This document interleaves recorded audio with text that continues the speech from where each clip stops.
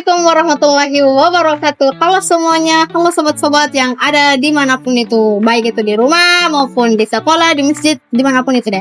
Nah, kembali lagi bersama saya Ceria Cerita Bersama. Teman-teman tahu nggak kalau konten malam ini tuh beda dari sebelum-sebelumnya. Kalau konten sebelumnya itu cuma membahas soal hiburan, malam ini tuh berbeda. Kita itu akan konten ini akan berisi mengenai pengetahuan. Sekali-kali lah kita diisi dengan ilmu pengetahuan, jangan hiburan mulu gitu. Kalian tahu nggak pengetahuan apa yang akan kita bahas malam ini? Sebenarnya itu ini sebenarnya kayak lebih pengetahuan santai sih gitu, pengetahuan yang di jurusan mahasiswa ilmu komunikasi gitu kan. Karena menurut saya tuh kali ini tuh lebih tertarik sama jurusan yang di ilmu komunikasi. Mereka itu kan, kalau kalian tahu, mereka tuh nggak belajar matematika for information, tapi mereka tuh ternyata fokusnya lebih ke media gitu. Nah, kalian tahu nggak tamu malam ini siapa? Nggak tahu kan? Mau tahu apa tamu malam ini tuh? Seorang mahasiswi dari jurusan ilmu komunikasi yang ada di UIN, mahasiswi dari UIN gitu. Nah, mahasiswinya itu namanya Kak Nisa Nur Anissa Rahma. Halo Kak Nisa, halo. Nah, halo Kak Indah, terima kasih banyak sudah ngundang Nisa di Ceria Cerita Bersama teman-teman. Jadi betul tadi kata Kak Indah bahwasanya Nisa ini dari jurusan ilmu komunikasi, dan pada kesempatan kali ini kita memang bakalan membahas salah satu pembahasan yang akan menambah wawasan kita dan pastinya lebih bermutu. Nah, mungkin kita bakalan juga bincang-bincang santai sambil meminum beberapa minuman yang bakal membuat kita cukup segar pastinya teman-teman. Jadi semoga apa yang menjadi pembahasan kita di podcast kali ini bisa bermanfaat, ya kan Kak Indah? Jadi saya berharap kita semua bisa enjoy nonton di podcast Ceria Cerita Bersama, bisa menambah wawasan, bisa meningkatkan kembali bagaimana cara kita untuk selalu menggali informasi atau banyak pemahaman-pemahaman lainnya melalui podcast Ceria Cerita Bersama. Nah begini Kak Nisa kan jurusan ilmu komunikasi nih. Sebelumnya saya tuh sudah riset gitu, kalau di jurusan ilmu komunikasi tuh belajarnya apa gitu, apa yang diperdalam gitu. Nah, ada yang saya baca itu, saya tuh tertarik soal media gitu. Kayak Kak Nisa bisa dijelasin itu lebih spesifik, Kak Nisa tuh belajar apa di ilmu komunikasi tapi yang terkait di media gitu. Oke. Jadi kita tuh di dalam ilmu komunikasi tuh ada mempelajari mengenai bagaimana cara penyampaian pesan yang benar, yang tepat.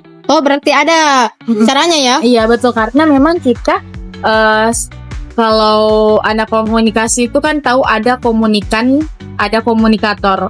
Komunikator itu misalkan Media ini bertugas sebagai seorang komunikator dan halayaknya ini adalah seorang komunikan. Komunikator sebagaimana dia yang menyampaikan pesan, sedangkan komunikan adalah mereka yang menerima pesan. Halayak maksudnya. Ya betul. Berarti komunikan itu yang penyampai pesan gitu ya. Sedangkan kebalik kah? Komunikan itu penerima. Iya, penerima. Kalau komunikator penyampai. Iya, betul sekali. Oke, kalau membahas sedikit nih mengenai tema kita hari ini yang lumayan bisa menambah ilmu teman-teman pastinya. Di dalam ilmu komunikasi kemarin Nisa itu mempelajari beberapa teori. Tapi apa itu teori yang paling Kak Nisa sangat penting rasa gitu? Kalau masalah teori itu di dalam media ada satu teori andalan sangat penting gitu. Namanya itu teori agenda setting. Oh, teori agenda setting. Berarti teori agenda setting ini sangat penting dalam media gitu. Iya, kenapa? Karena sebenarnya dari sejarahnya saja teori agenda setting ini kan dikenal mulai tahun 1972 lumayan lama. Jadi kita harus paham bahwa teori ini sudah lama dan memang perkembangannya itu masih sangat dilakukan sampai saat ini. Bagaimana sebenarnya teori agenda setting ini adalah salah satu teori yang membahas mengenai bagaimana perspektif media bisa sesuai dengan perspektif halayak. apa yang menjadi prioritas dari media, apa yang menjadi penonjolan dari media, dan apa yang dibahas dalam media itu harus sesuai dengan apa yang dibahas oleh khalayak. Jadi bagaimana perspektif media ini menjadi perspektif khalayak juga dalam sebuah media. Bisa dijelaskan lebih dalam itu Kak, soal agenda setting gitu. Karena berliku-liku gitu kalau. Oke, jadi sebenarnya kalau di dalam media itu ada beberapa hal ya. Seperti framing agenda Itu apa media itu dan tahapnya? agenda setting. Oke. Ini tahapannya. Ya, mungkin ini bisa saya jelaskan ya kepada Kak Indah. Sebenarnya teman-teman, dari framing itu adalah bagaimana sebenarnya cara media untuk menyeleksi isu. Iya. Kak Indah tahu nggak sih sebenarnya kalau di dalam media itu tidak langsung mengambil isu begitu saja. Berarti apa yang ditampilin itu di media itu kayak di televisi, berarti mereka tuh sudah memilah-milah gitu. Iya betul, kita sudah menyeleksi kalau dalam media, karena bukan semestinya apa yang ditangkap oleh realitas secara keseluruhan kita ambil. Kita seleksi dong apa yang bisa dan pastinya nanti menarik ketika kita tampilkan di media Kak Indah. Jadi ketika kita terjun ke realitas, kita harus paham, kita harus tahu bahwa apa sih yang bisa kita seleksi di sini. Setelah kita menyeleksi isu, ada lagi framing, bagaimana tahapan yang kedua ini. Bagaimana cara penonjolan isu tersebut. Penonjolan isu tersebut dengan cara isu yang telah diseleksi tadi itu diangkat di media. Berarti setelah diseleksi itu mungkin lebih ditonjolkan begitu, lebih banyak dibahas gitu. Setelah framing penonjolan isu, selanjutnya dari media itu ada agenda media. Agenda media. Ini Betul. sama nggak sama agenda setting atau beda lagi? Beda. Jadi agenda media ini adalah memprioritaskan isu. Kan di dalam misalkan media itu banyak stasiun, misalkan dalam televisi, banyak stasiun televisi. Iya, banyak. Jadi rata-rata kalau memang media ingin memprioritaskan salah satu isu, mereka itu selalu memunculkan isu tersebut. Gitu. Ibaratkan isu ini tuh yang harus viral gitu loh. Isu ini yang harus selalu terangkat gitu loh. Jadi ketika sudah adanya memprioritaskan isu, jadi agenda media ini berperan bagaimana apa yang dianggap penting oleh media, itu juga yang harus dianggap penting oleh khalayak. Gitu. Itu udah tahapan terakhir atau masih ada? Iya, jadi inilah kesimpulan dari agenda setting itu sebenarnya. Ketika media menampilkan suatu isu, menampilkan suatu pemberitaan, disitulah bagaimana agenda setting ini bekerja untuk memberikan kepada khalayak sebagaimana apa yang telah ditampilkan oleh media yang dianggap media penting, itu juga yang harus dianggap khalayak penting atau pemirsa dan penonton dari media tersebut. Selalu mengonsumsi media, apalagi terutama media massa misalkan. Medianya itu kayak bagaimana? Medianya itu apakah harus dari televisi kah atau kalau membahas mengenai media massa, maka termasuk televisi. Karena lagi? Karena kalau kita masuk lagi ke dalam media massa kan terbagi 3, ada media cetak. Apalagi tuh? Dan ada media cetak, elektronik, dan new media. Kalau media cetak tadi kan seperti koran, majalah, buku, dan lain sebagainya. Sedangkan dari media elektronik kan seperti televisi, radio. Sedangkan new media kan dari sosial media.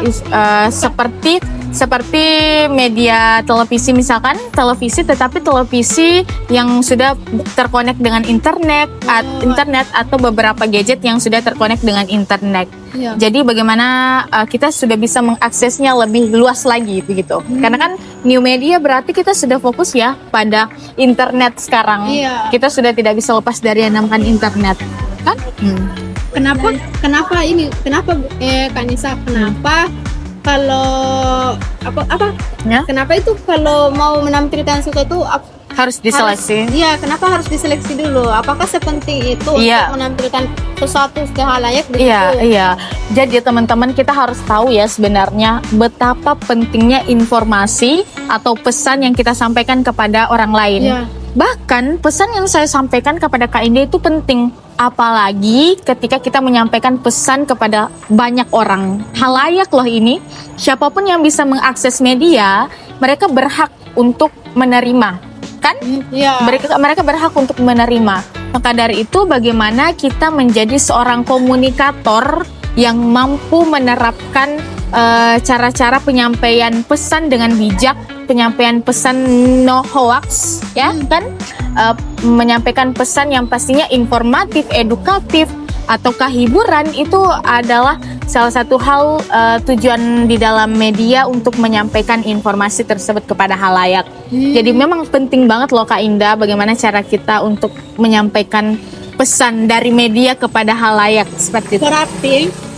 Berarti media ini dia yang mempengaruhi kita kan, bukan kita yang mempengaruhi medianya. Ya, oke. Kalau dari agenda setting kita memang lebih masuk ke dalam pengaruh media. Iya, berarti iya. Kan? Iya. Lebih masuk ke dalam sepemahaman Nisa nih, Oh, iya. bagaimana cara sebenarnya media yang lebih mempengaruhi kita. Karena dari agenda setting yang saya pahami, Nisa pahami bahwa bagaimana memang media ini menyesuaikan perspektif mereka dengan perspektif halayak. Apa yang dianggap penting oleh media itu juga yang harus dianggap penting oleh kita. Iya. Mau bertanya lagi nih kan boleh nih. Boleh. Kan sosial media itu kan masuk di termasuk bagian apa? Agenda setting enggak? Maksudnya kayak medianya gitu, sosial media. Sebenarnya termasuk kan? Kenapa? Karena kan sosial media ini sudah terkonek dengan internet. Iya. Kalau kita sudah terkonek dengan internet, baik itu televisi itu sudah termasuk salah satu media, sudah masuk golongan new media. Oh, new media. Betul. Oh, berarti- Tapi bisa jadi, Kak Indah maaf, bisa jadi televisi juga bukan termasuk new media. Kalau misalkan dia belum terkonek dengan internet. Betul. Terus kan kalau di sosial media itu kan rata-rata orang itu kayak mereka tuh kayak kurang menyeleksi Iya. apa yang mau mereka tampilkan. Iya. Masuk di agenda setting apa enggak sih? Sebenarnya kan yang kita bahas tadi bagaimana agenda setting ini mempengaruhi halayak, bagaimana perspektif media harus sesuai dengan perspektif halayak. Oh iya iya. Jadi sebagai pengguna media, utamanya media sosial yang sudah terkonek dengan internet, kita harus bijak. Bijak dalam men-share sesuatu, bijak dalam bijak dalam menerima informasi dari media.